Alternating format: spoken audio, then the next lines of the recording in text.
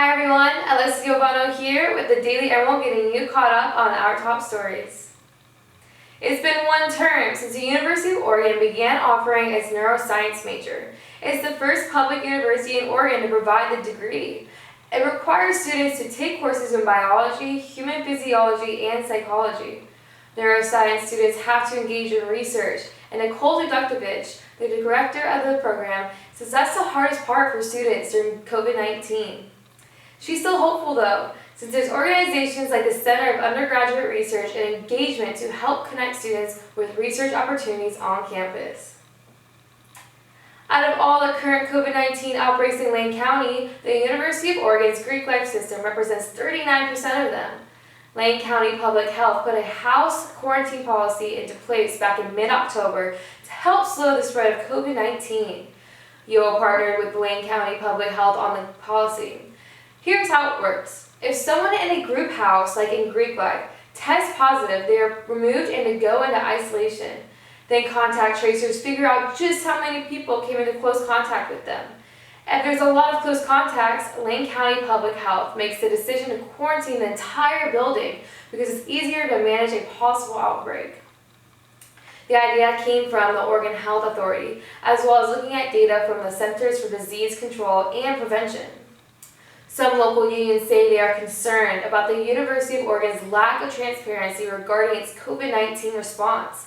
CEIU Local 85, the classified staff union, says the university's communication about contact tracing has made the union frustrated.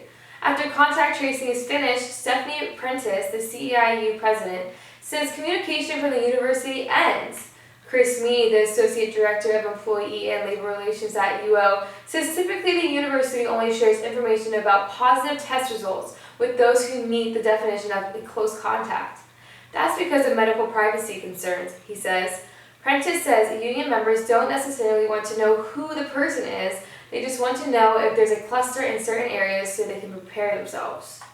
She also points out issues with data from the university about COVID-19, saying UO floods the union with information but makes it challenging for them to understand and interpret it.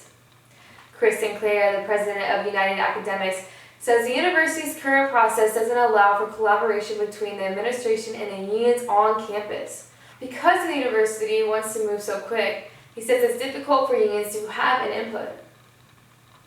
The Ducks played their second football game on Saturday, overcoming 3 turnovers to take down the Washington State Cougars, 43-29. They now boost a 2-0 record. 2 other Pac-12 games were canceled due to positive COVID-19 tests, but Oregon has gotten lucky so far in that regard. Oregon basketball also announced a matchup with Missouri on December 2nd or 3rd, while Chris Durante and Will Richardson were named to the preseason Pac-12 All-Conference First Team. Every November, writers hanker down for NaNoWriMo, also known as National Novel Writing Month, with the goal of completing a 50,000-word novel between November 1st and November 13th. Many local writers rely on the community to stay motivated, and this year, they've had to adapt by moving write-ins online. In this story, a handful of local writers share their experiences with the month and how it's been different this year, for better or for worse. This week, the opinion desk discussed how winter term will be primarily online with the exception of some in-person and hybrid classes.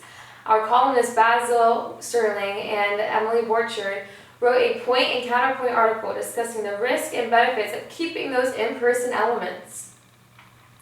And visit our multimedia section to listen to our latest podcast episodes, including the Emerald Gamecast, discussing the most recent and video game news, with a review on Lucifer Within, Sega selling their arcades, and the best games of 2015.